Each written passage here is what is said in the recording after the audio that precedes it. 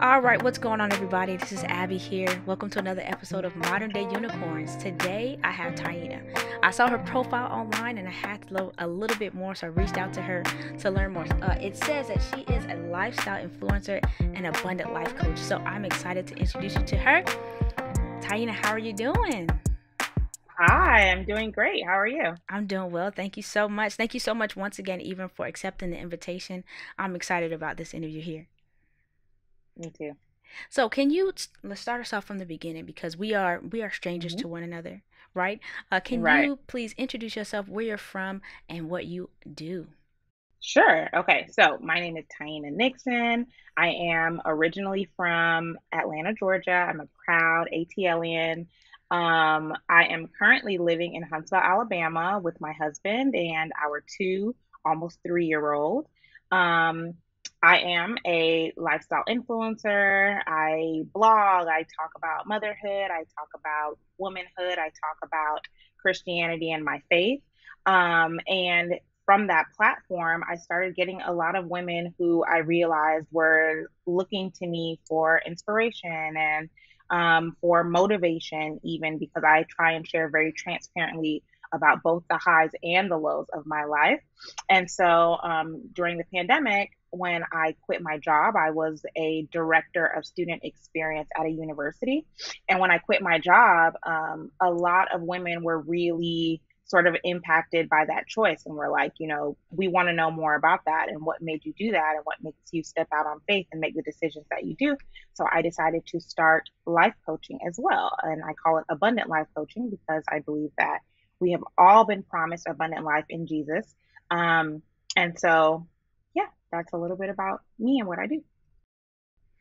I love what you just shared. So, let me tell you why, because I'm all about the whole faith situation. I've done a few things that people just like, what? What'd you do that for? And it's been Yeah. because just because like you have to, like you're either going to sit there and wallow in whatever you got going on, or you're going to make something else hmm happen. So let's back up exactly. just a little bit, right? Before the life Yeah. coaching and things, I'm always very intrigued to know what people were doing or intended to do before they're now walking hmm in their new purpose. So what did you do prior to, the university work, or what did you go to school for, things like that? Okay, so originally I got my bachelor's in biology. Initially, the intent was for me to go to medical school since I was a very young child. That was like the thing that I was going to do because I knew that I wanted to help people. And when you're a smart Black girl, people tell you to be a doctor, right? So I remember hearing that at a very young age, and I was like, sure, no problem. I'll just be a doctor.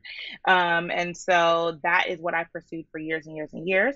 And when I got to college, I realized that it wasn't lighting me up the way it was for some of my other peers. Like I was like, oh, you guys are really into this like medicine thing, and I'm very much not. But I was still very interested in, I think, the science and the like the behavioral science, right? And like how people's behaviors and their choices impact their lives. I did student missionary work, and some of it was like health fairs and teaching people in other countries about just like basic health practices that would elevate their quality of life. And through that, and the Lord sending people to come and speak to my class at the university about public health, I realized that is a direction that I wanted to go in. So I ended up getting my master's in public health at Emory in Atlanta. And I studied behavioral science and health education because I'm really into like health promotion and, like I said, behavior change and things of that nature. And so from there, I worked at the Centers for Disease Control and Prevention in Atlanta, the CDC. I did that for a couple of years. I met my husband during that time. We dated and we ended up moving here to Huntsville, Alabama when we got married. And that is how I ended up working at the university as a first a college success coach and then a director of student experience where I could focus on like students' health and student wellness, well-being, and things of that nature, which sort of brought all of my like past experiences together. That is great. And I love the journey that people go on, because it always is funny to see how you can look back on the past and say, I can Mm-hmm. see what you were doing here, Lord. I can see why I went to Correct. that particular position or maybe dealt with that person or that experience Correct. to bring you into where you are right now. So Mm-hmm. when you're talking about being a life coach, I think especially now, not many, a lot of people say they are these things, but Yeah. some people are unaware of the journey or how people got there to be able to claim this. Can you take us through Right. maybe what you have done? Because I know Mm-hmm. me, I'm probably one side. It'd be like, oh, great, you got to go to school to get this. Like, we are the Right. generation that says, in order to do X, you need to go get a degree Yeah. for that, or you need a piece of paper. Correct. What type of things Correct. have you done to be able to say that you are, a life coach? Right. So I would say that, um, let me be clear, I never wanted the title life coach. I ran from it for about a year and I was like, I would keep describing the work of a life coach, and then I would say to people, trusted advisors, friends, um, what would you call that? And they'd be like, life advisor. And it always came back to life coach, right? The reason why I ran from the title is because so many people use it and they're scammers, right? So, for lack of a better word, like they're just, um, well, anyway. So I decided to try and find another word for it. The reason how I ended up coming to this point of doing the work even of a life coach is because all of my life I have been the person that people come to for advice. And my brain is really good at problem solving. And also, now I know that because I have ADHD, I am prone to thinking outside of the box and trying to find really creative solutions to people's problems that are like specifically suited to them and that will be attainable and realistic and things like that for them specifically, right? And so, from studying behavior change and habit formation, the science behind habits, and things like that, that sort of equipped me to understand how to help people achieve the things that they want for their life. At the time, I was just studying it as part of my master's degree, not knowing that I would end up here. But then I started working as a college success coach and started being able to put those theories into like real life application. When I have students that are coming to me who are failing, they are struggling to just like stay in school, and I had to learn how to apply my theory and my book knowledge and even my past experience as, like an informal advisor to these students, showing them how each of their life choices, all the decisions that they were making, all the things that they were doing unintentionally or intentionally were leading them to succeed or not succeed in college. All of those experiences paired with my knowledge from my master's degree, and I think also paired with my God given gift of influence. I think all of those things sort of combined to lead me to the point of wanting to do the work of a life coach and then finally just accepting the title because I couldn't think of a better one. So that's how we ended up here. Well, that's amazing, and I'm happy that you've been able to accept the title. So Yeah. congratulations on being able.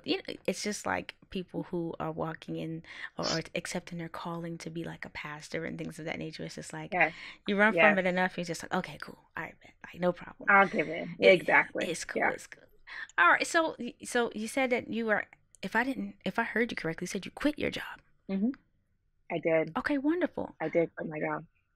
And so my question for that is, now that you have accepted the calling to be a life coach, what Yeah. made you decide to quit your job? So I initially was doing influencing. After I had my son back in 2019, I realized the power of like sharing your story and your perspective. And because I was learning so much from the internet about parenting, about being a mother, when you have a child, not only is your child born, but like you're also kind of born again. And we don't talk enough about that. It's actually a process called matrescence, which is similar to pubescence, like puberty.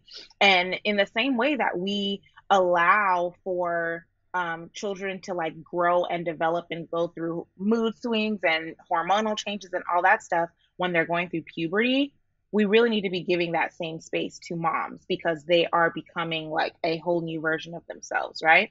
And so I wanted to start sharing intentionally about my journey as a mom online.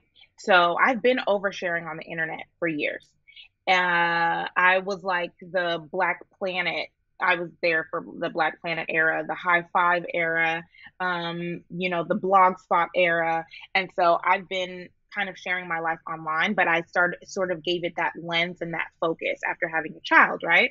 So this is back in 2019. The pandemic hit in 2020, and I started thinking about other streams of revenue. I started thinking about how to be more fulfilled using my gifts. Particularly the death of Chadwick Boseman and the death of Kobe Bryant really made me think about like, am I using all of my talents to be as impactful as I can be in my time on Earth? And so that's why I kind of started taking influencing more seriously. And in August of 2020, when my job decided that we all needed to come back to work in the office, I was not feeling that. I wasn't trying to do that. And so I started praying and I was like, God, I'm kind of looking for an out. If it's your will for me to, exit that workplace and do something differently or to take a leap of faith and just bet on myself, bet on my talents, bet on you, give me a sign. And it was like a matter of 1 week where random people were calling me, former coworkers, and I'm hearing sermons and my devotional is saying this and that. And I just realized, like, okay, God has already told me what to do. He set me up a year ago with, on this path of influencing, learning how to make money as an influencer. It's just a matter of me taking the leap. And that's what I did. I put in my notice, and actually my job offered an exit strategy for me because I told them I'm not trying to come back to the office. I think it's wrong that you want me to come in and not have a way to protect me as this pandemic is going on, and there I don't have anywhere to take my child, and so they offered me an exit strategy and an exit package. The money is what finally was like, oh, you guys are going to pay me to do a thing that I was going to do for free? Say less, Jesus. And so that's how I ended up quitting my job. Shout out to the exit package. Okay. Listen, because I was gonna exit for free. So thanks. I'm happy that that's out. Y'all better take a listen, right? So All don't right. just quit. Resign. Okay? Or Resign. at least have a conversation. Don't just up and leave. There Correct. might be a exit plan for Correct. y'all to be able to You float a never little bit. know. So I want you to break down this word because it's another Mm-hmm. word, outside of life coach and things like that. They're just floating around in the Mm-hmm. atmosphere. I would Mm-hmm. love your perspective and for you to be able to break down that word, influencer, for us, so people can have an So understanding of what you can be. Right? I know there's yeah. plenty of different type of influencers. I'd love to know maybe what your definition is, or Mm-hmm. how you feel like you operate in that Mm-hmm. particular space. So I Yeah. feel like, yeah, a lot of people need a different blueprint and not just saying, oh, look, I'm endorsed by this bubblegum company, or I'm wearing these Yeah. socks and shoes. But yeah, can you give us your insight on that? Okay, so like big picture influencer to me, this is the way I explain it to my mom, okay? Because she's like, what are you doing? Why are we not using the master's degree? Like, what are we doing? The way I explain it to her is Oprah, it was my first example of an influencer. Obviously, Oprah didn't call herself an influencer, she was a talk show host. But what did we think that she was doing when she shared all of her favorite things with us? She would give, samples of them to her studio audience. She was influencing us to like try the things that she thought were useful. And because we trusted her word, we thought that she had integrity, we would go out and buy the book from Oprah's book club, right? We would try the fuzzy slippers that she swears like changed her life or whatever. Like that's influence. That's influencing. Someone has a platform, there's someone listening to them. They have that like, know, trust relationship with them. They're willing to hear them out and find out, oh, what do you like? Oh, what skincare are you into? What do you do with your child on a day-to-day basis? What is your faith walk like? You know, what are the things that are useful to you that help you feel fulfilled and happy and, you know, things like that. So you could be a thought leader and be influencing the way that people are thinking. You can be like a lifestyle beauty influencer. I consider myself a lifestyle influencer because I talk a little bit about all kinds of stuff. I'm like, here's the pasta that I made to trick my kid into eating his vegetables, but also here is the product that I'm using that is helping my skin. Or my favorite place to shop is Target, and here is the some of the new products that they have out to help you enjoy summer at home. So that's basically what I do as an influencer. Whether it's organic, like just things that I'm sharing with my audience because I think it will be valuable to them, or whether it's sponsored and it's paid, I'm getting paid by a brand or you know some kind of company who's like, hey, would you use your gift of influence to share with the people who trust you and who listen to you our product if you like it or believe in it or our service. So that's in a nutshell what I think influencing is. That was a wonderful description. And I love it. You Okay. definitely open. So Oprah's my birthday twin. So shout out to you, Oprah. Still waiting to meet you. Ooh, Um, very but nice. I'm just thinking, as you said, I'm like, Oprah's affiliate links must be making her bank. You know that they are. She has, I think, the longest running influencer career because I think before the influencer industry existed as like just regular people like myself, she was doing this work. Like she's been on that S- tip. Somebody else mentioned her not too long ago when I was in like watching something, and I that is a Hmm. 100% true. Somebody goes, "What was Oprah's talk show about?" And you're like, she Whatever Oprah wanted to talk about. or whoever she wanted to talk to. And I That's all it said, was. That is influence, right? Like even just the fact that she could reach out to people and be like, "Hey, I want to chat.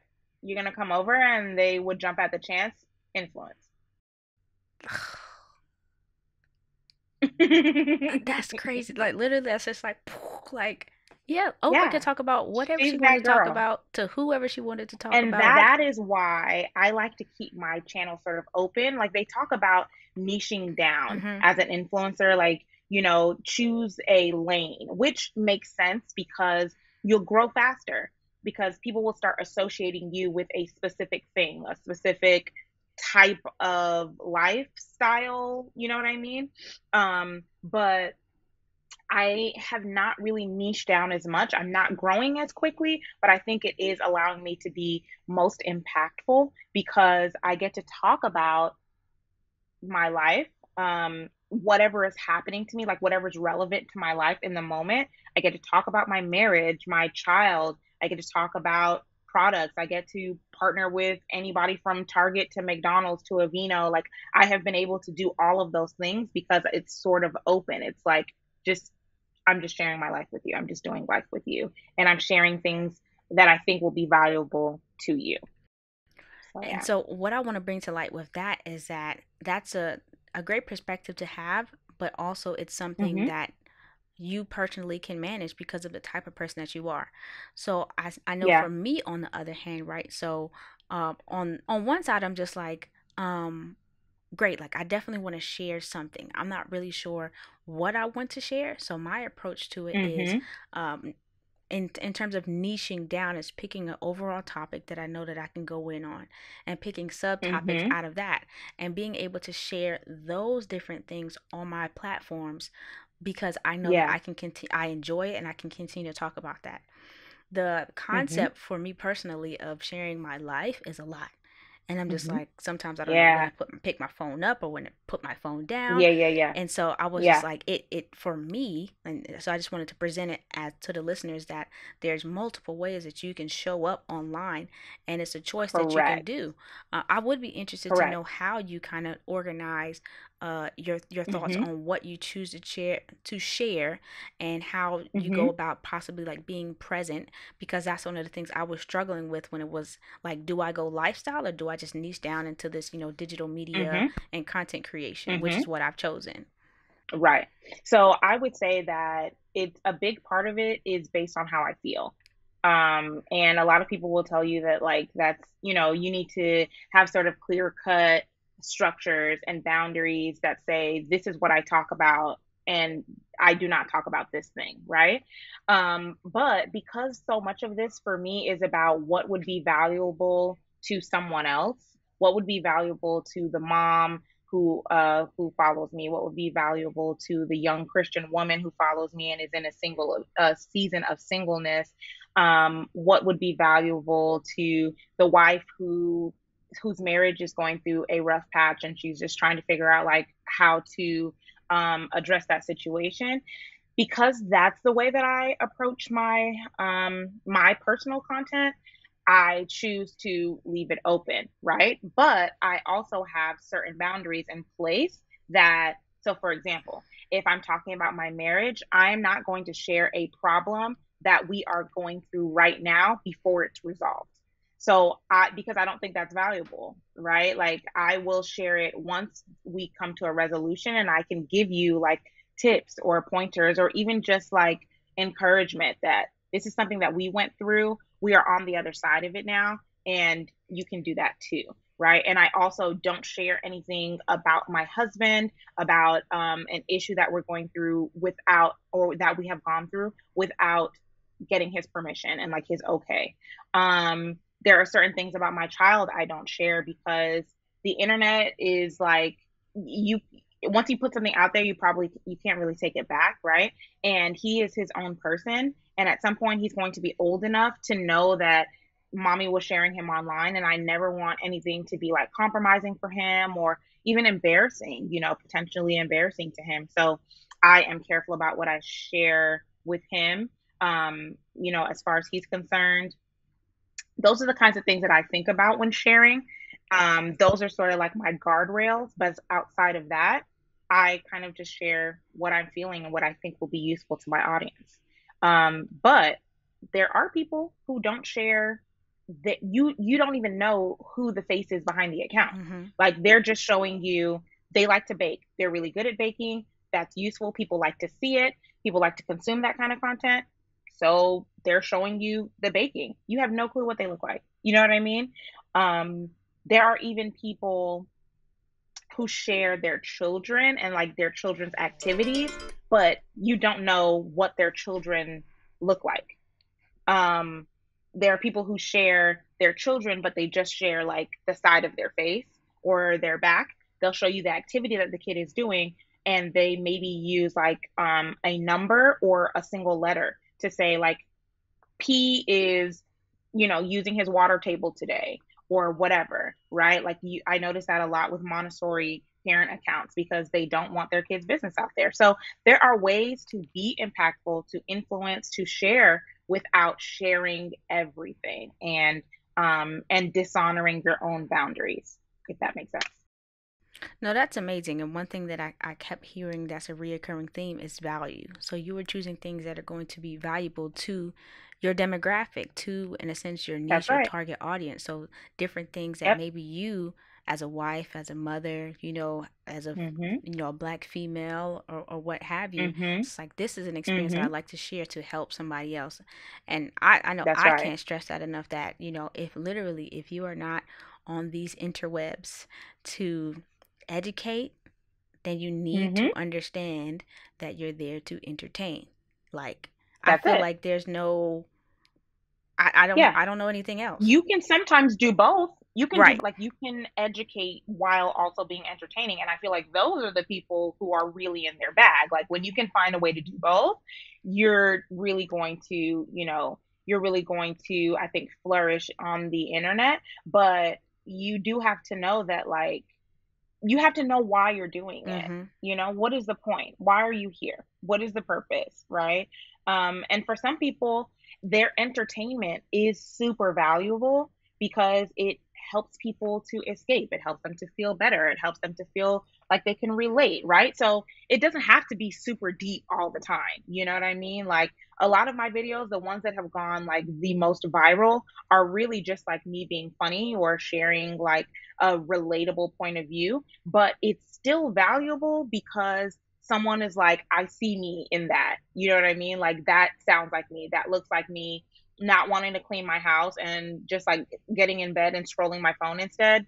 That is relatable to me. It it You know it what I it be mean? the most So, basic stuff that be hitting, don't it? correct. You like, Like it doesn't take much. You don't have to be deep, but as long as people can, I think it's about connection, right? mm. Like as long as people feel connected to you and to your experience, you can do something valuable and useful on the internet. While we're on the topic of value, right? So you done Mhm. said Mhm. you're an educated woman, right? You quit your Yeah. job. Mhm. You are a life coach and influencer who brings value. Mhm. Can Yeah. you tell us about the value that you are earning that keeps you on the other side of being employed by somebody else? Well, ciao. So let me say this. I feel like a lot of influencers, a lot of big time coaches and stuff, um, they present the upsides of it, right? They'll tell you a lot about how much money they're making, the brand deals that they were able to get, um, their high ticket offers as a coach. That's not my story right now. That's not my story right now. And I have radically accepted that I might never get rich being a life coach. I might never get rich being an influencer. I just need to be able to live. And um, I don't sustain myself. God sustains me, Mm. right? So whether or not I am making big bucks as an influencer or as a coach is not going to determine whether my family is taken care of, whether our bread and water is sure. Like that's God's business, right?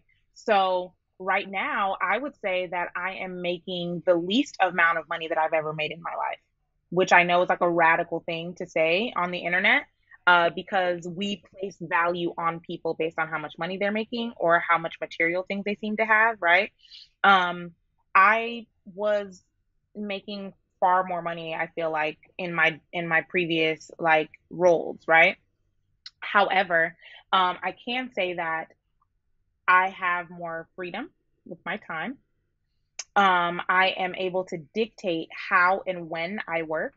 I am able to dictate how I use my gifts, and how God is able to use my gifts. And so that's the trade off for me is like my time is more my own than it has ever been. And I am able to um, choose how and when I make my money. Now, where we talk about like the practical aspects of living, yeah, I am a hustler. So if I'm not making enough on my brand deals right now, then I'm going to figure out how to get more coaching clients. If I'm not getting enough from my coaching clients and my brand deals, do I need to drive Uber? Do I need to drive Lyft? Like I'm gonna figure it out. That's my motto. Because I think that God helps those who help themselves, right? So I'm like, okay, Jesus, open another door. And I will tell you this. Here's a quick testimony. Last month, I could not figure out. So our mortgage is on me. That's like the big bill that I pay in supporting our family, and my husband takes care of a lot of the other things. Um, and so I did not know where our mortgage was going to come from. And then I got a message from a very large brand. And I, to this day, cannot figure out why they chose me because at the time I didn't even have 5,000 followers yet. But they hit me up and they were like, hey, we love the content that you're working on or whatever. We would like to pay you this four-figure amount to create a campaign with us. And I had never hit four figures yet. I had been very, very close. And that was like a goal that I had for myself. And so I was shocked. And then I thought to myself, that four figures is pretty close to my mortgage. And one thing that I've learned from some of the women that I like look up to as mentors, and I admire them as in the influencer space, and also in the coaching space, is they're like never leave money on the table. Always ask for more. They can negotiate you down, but always ask for more. So what did I do? I went back and I asked for $100 more than my mortgage payment, and they accepted it. And that's how my mortgage was paid last month. So that's how these things happen, by the grace of God.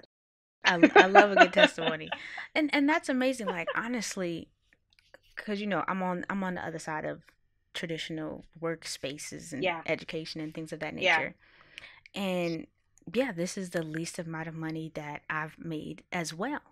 Mhm. But when Mhm. people are just like, oh, like I got somebody sent me like a job posting, and I Mhm. was like, oh, I was like, no, I was like, no, right? So Do not want. I said, listen, and I substitute from time to time because I love the kids. Don't get me Okay. wrong, but Okay. like literally, I go up in a school and I'm just like, I gotta be here all day.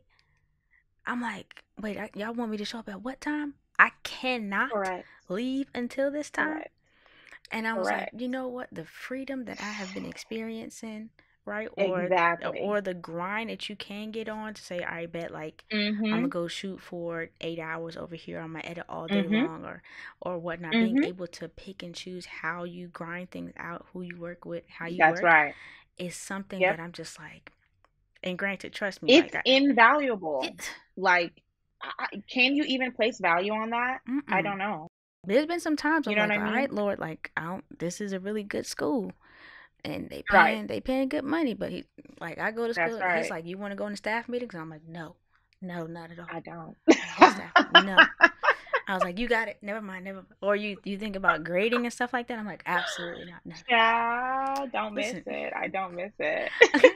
I want to thank you for the time that you spent with me thus far No and all the things problem. that you've discussed. They've been amazing, and it's good to see that we have other people out. This is the reason why this podcast exists, to have conversations Yeah. with real life individuals who are living life Mhm. and getting it Mhm. done in their way, in a way, Yeah. right? And being able to Yeah. have Yeah. these different formats that people can Mhm. follow, right? So some people are doing both at the same time. Some people are all in. Some people have Yep. done it and said, I prefer this, right?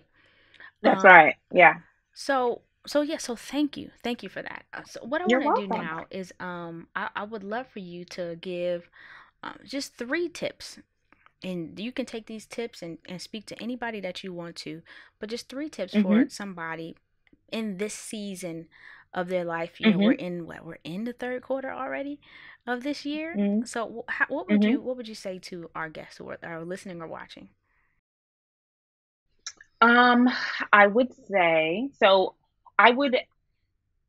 I don't have tips so much as I have questions that I would like for them to ask themselves, right? And this is like how I do my coaching. I'm mostly just asking my clients questions, they're answering them, and then I'm helping them to sort of work their way through those answers, and take whatever actions those answers bring up for them. So, the first question that I always ask is like, what are your goals? What do you want for your life, right? And that can be professional, that can be personal, whatever. But when someone asks you that question, there's usually like something that comes up for you first. And so I'm not going to dictate what that needs to be, but whatever those goals are you working on them right now? Are you doing something daily, weekly, monthly that will help you achieve the things that you want for yourself? Another question that I ask is, what are your griefs? What are the things that are really grieving your spirit right now? Whether it's about, are you aligned? Is your life aligned with the beliefs that you have, like your values? What are the things that you wish that you could do better? What are the things that are standing in the way of your goals? What are the things that are standing in the way of meaningful relationships for you? So, what are your griefs? And then I asked so many questions. Let me think. What would be one last good one? I would say, what does abundance look like for you? And as an addendum or like, colon, um, Are you living abundantly? So for some of us, abundance is being able to give generously and having more left over, right? And like comfortably give to others. For some of us, abundance looks like having freedom with our time. For some of us, abundance looks like super meaningful relationship and being in community with other people. Are you living? Is your day to day life about that? Not the highlights, right? Not the mountain peak experiences that we have, like the graduations and the weddings and the whatever, but like in your everyday life, do you see evidence of that abundance? John 10:10 says, I have come that they might have life and have it more abundantly. If you have accepted Jesus Christ as your savior, you believe that abundant life has been granted to you, are you actually like living in it? And if not, what are you going to do about it? That's it. All right, now I'm about to answer some questions for myself. You should. Well, once again, I really appreciate your time and what you've shared with us thus far. I'm definitely going to be reviewing this. I'm super happy to have you on as a guest. I have Thank you. your handle here, but I'd love for you to share more Hmm. information about how people can follow and support and possibly even reach out for some coaching. Absolutely. So the Taina Nixon is where I do life on Instagram with my online community. I call them my Insta fam because I share pretty transparently about what I'm doing with my life. But that's also where people generally reach out to me and talk about some of the things that are, difficult for them or some of the goals that they have for themselves and for coaching. So I am currently working on setting up my website so that people can find me through my website and learn more about my coaching and reach out to me. But for right now, I'm right there on Instagram doing life with you guys. So follow me there. Reach out if you want to chat, if you want to learn more about coaching, or even hire me to work with you as a coach. All right, you heard it, folks. Don't waste your time now, okay? So, I want to thank you all for joining us for another episode of Modern Day Unicorns. Be sure to share this episode with somebody who may need this encouragement or just anybody. We have tons of episodes for you all to be able to engage with. Until next time, we want you all to follow us on social media and all the other good stuff. But until next time, we will see you.